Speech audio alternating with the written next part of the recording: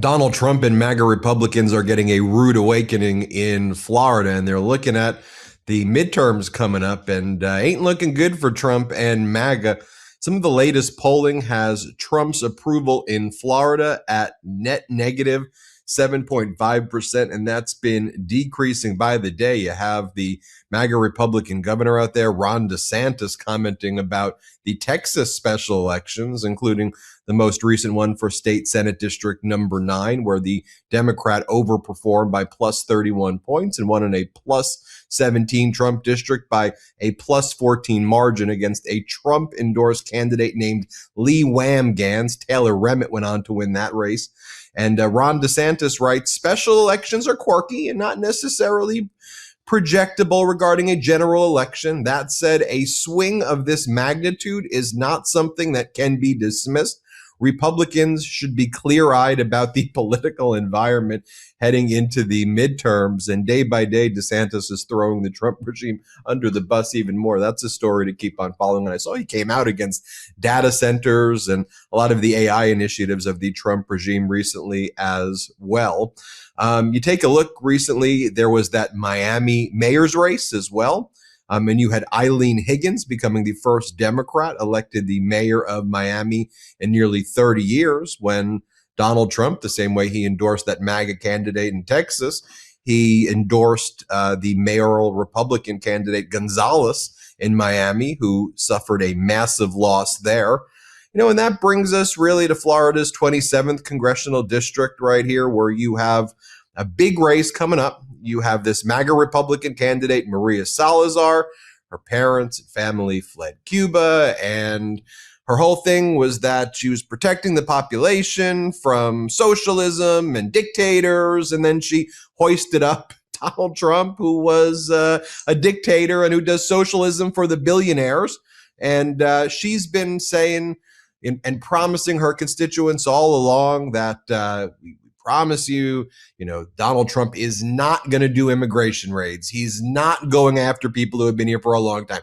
He's only going after criminals. So the day after the presidential election, this is, by the way, is what she's been saying. She's been MAGA through and through. And so I'll just give you one clip, for example. The day after the presidential election, when she was interviewed by PBS, she said, I promise you, everybody, Donald Trump is supporting my Dignity Act. It's called the Dignity Act because if you've been here and you're hardworking and you're an immigrant, you have nothing to worry about at all. You're good. It's only the violent criminals. Trump told me, he promised me, we're going to get this act passed. And even if we don't get the act passed, he supports it. Watch what she said on PBS the day after the election. I am sure that that the Trump administration is not going to be targeting those people who have been here for more than 5 years, that have American kids, that don't have criminal records, that have been working in the economy and paying taxes. I am sure that they're going to hone in on the criminals who arrived less than 4 years ago, because I wrote the Dignity Act, and I am the first one who understands that you have to give some type of dignity to those who have been here for more than 5 years, people who have roots in the country, not people who are coming to commit crimes. If I can just clarify from you, have you received those kinds of details from anyone in a potential Trump administration? Because so far what we've heard is a proposal for mass deportations. We have about 30 seconds left. Have you gotten those assurances? Mass deportation to those who are committing crimes who have been here for less than 5 years. You understand that you have millions of undocumented who are contributing with the economy and are helping our country to be a better one. Checking in on the Trump administration, you support what she just said? She said that she spoke to Trump, you read the legislation, you're with it. It's not what you were doing. You were attacking hardworking people here in this country and American citizens as well. Let's check in with the White House and see what they had to say recently. Congresswoman Salazar introduced legislation that would give some illegal immigrants in the country a path to citizenship. 10 Republicans signed on to what she's calling the Dignity Act. I'm curious what the White House's position is on the legislation and if the president would veto this bill if it made it to its desk. From my understanding, the White House nor the president has actually read through this legislation. We've been focused on, of course, the One Big Beautiful Bill, which passed, which is another historic accomplishment of this president in record time. The Genius Act this week, the rescissions package, that's been the... They haven't read it. They don't support it. They haven't read it. They don't support it. So Congresswoman Salazar now says, Hispanics are leaving the GOP in large numbers. We got issues. And then here's what she says about Machado, the former leader of Venezuela, or the opposition leader, rather, of Venezuela. Let's play this clip. The America First agenda. Sorry, America First agenda. Yes. So just real quickly, if you can, Maria Machado, you just heard what Congressman Crow said about her not being part of this, at least the initial stage of this plan. I know that you traveled to Oslo with her. Was she disappointed to hear that they're allowing the elevation of the vice president to run the country for now? Well, I have not been able to talk to her, but I do know that she is very much pro-America, and she dedicated that Nobel Peace Prize to the president. We have to put things into context, and the opposition within Venezuela understands that. We need to, this Delcy lady who swore herself in, and that we have to work with her for now. But Marco Rubio said it. It's been 48 hours. Let's give us a few months until we create the stability, and I'm sure that Maria Corina Machado. Let's just give a few more months. Give me 2 more weeks. It's all going to be better. I promise you. I want to bring in Richard Lamondin. Richard, great to see you. Richard, executive entrepreneur over there in Miami. You're running against Maria Salazar in the 27th Congressional District. Just so people know her background. She was like a newscaster in the area. She ran making all of these promises, and she lies about everything.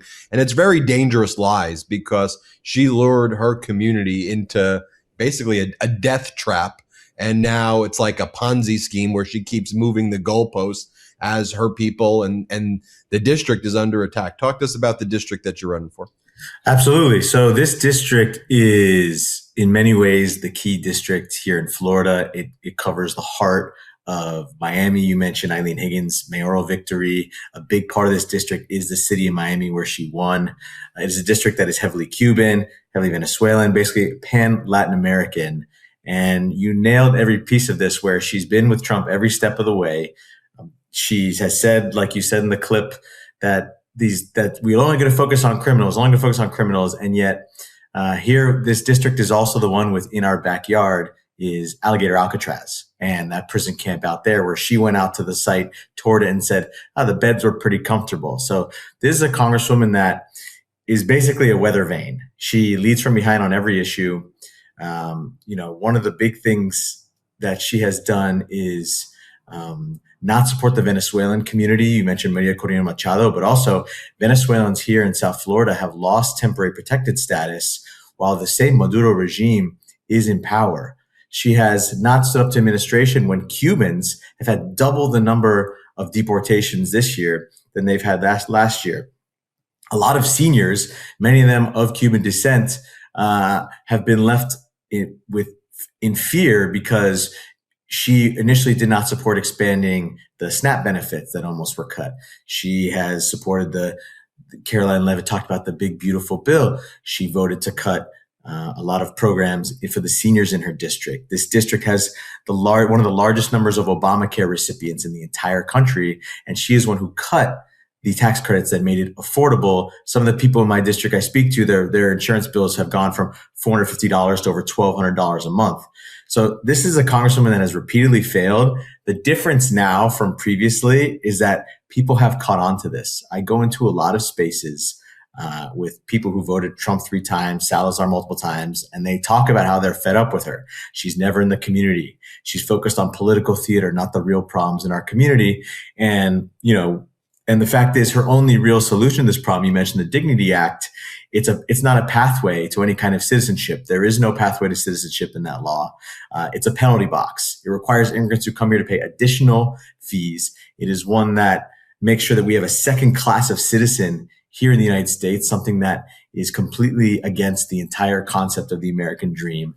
And she is someone that has failed this community at every turn, and that's a big reason why I'm running.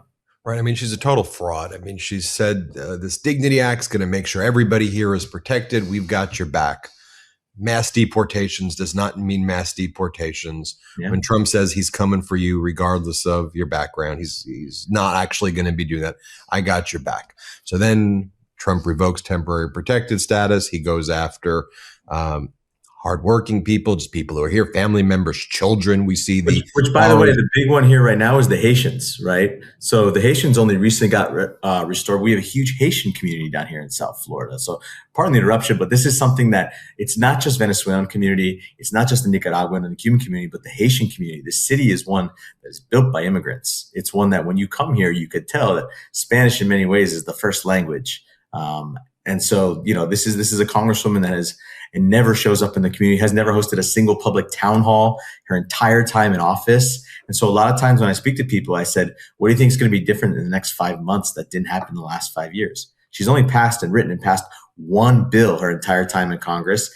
And it's, guess what? About birds. So she is someone who literally has been ineffective as a congresswoman, and people are ready for a change. Right. So then she's rooting for the invasion of Venezuela because she has to move the goalposts in her Ponzi scheme. Because now if she can get Maria Corina Machado, the opposition leader, installed as the leader and start, reuniting families with Venezuela after a lot of the TPS has been revoked and people being deported to a repressive regime and having these atrocities. In her mind, she's like, okay, that's my out. Look, we got Machado. I kept my, and then Donald Trump's like, yeah, Machado doesn't have respect of the people in Venezuela. I'm going to go with the Maduro regime. I'm going to go with Delcy Rodriguez because Trump opens up a Qatari bank account to sell the oil there to his rich oligarch friends to then give himself the money and hide it in Qatari bank accounts, makes Machado give him the Nobel Prize, the actual physical medal. Framed, by the way, like a frame. Framed. And it's just like, it's like mocking your district. It's like,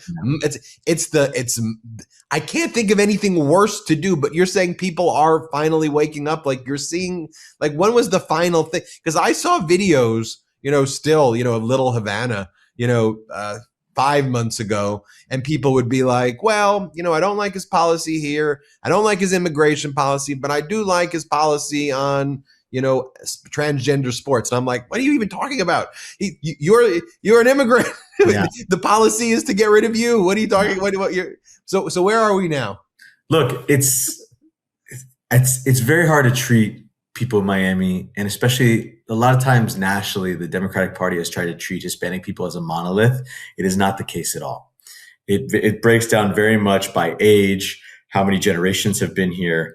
Very much there is an immovable group, which is the very old school Cuban community, but there are more recent arrivals as well. I will tell you for a fact that down here, it may sound silly to many folks listening, but the attack of socialists does land here in South Florida because many of these people have fled regimes that have declared themselves that. And so, for example, I was on a Telemundo interview where they asked me, like, what do you think about the Democratic Party being viewed as socialist and communist? And I said, well, only one of us has created hundreds of jobs. I have, but my opponents created none. Which one of us is the socialist? The answer is none of us. But that's the kind of energy that we as Democrats need to focus on down here to combat that.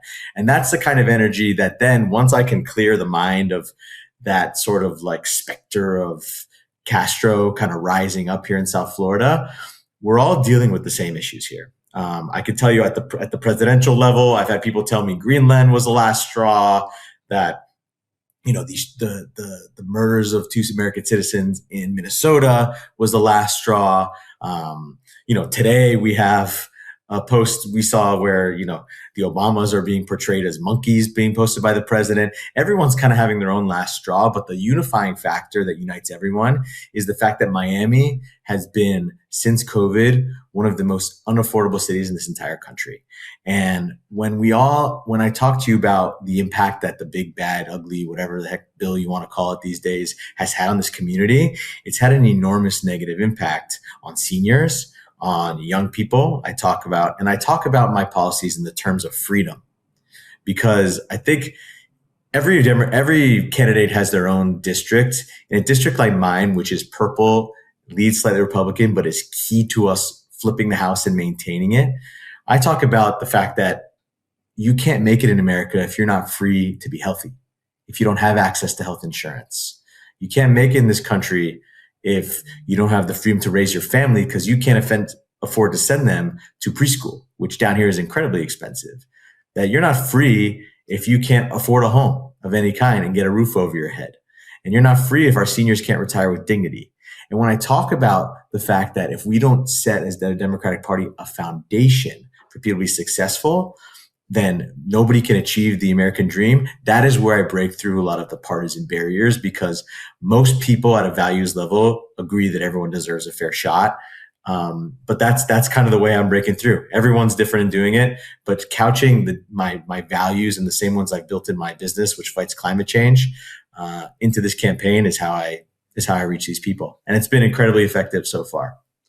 Yeah, it's just so fascinating because to me, it's so obvious that Trump is the Castro. Yes. Trump is the Maduro. Trump is that guy.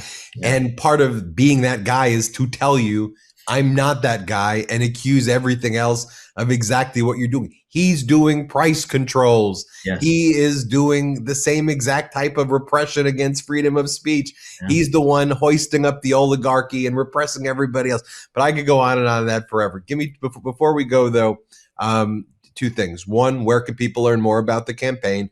And just your final message out there to people in your district and to the rest of the country right now who may be seeing you for the first time. Yeah, so you can find us at richard.vote, Richard for Congress on social media. And I think what's important to understand, both people in my district and people throughout the country, this is one of the top flippable seats in the entire country. I've spent my life up until this point building a company, EcoFi, that fights climate change, but bringing businesses into the climate fight.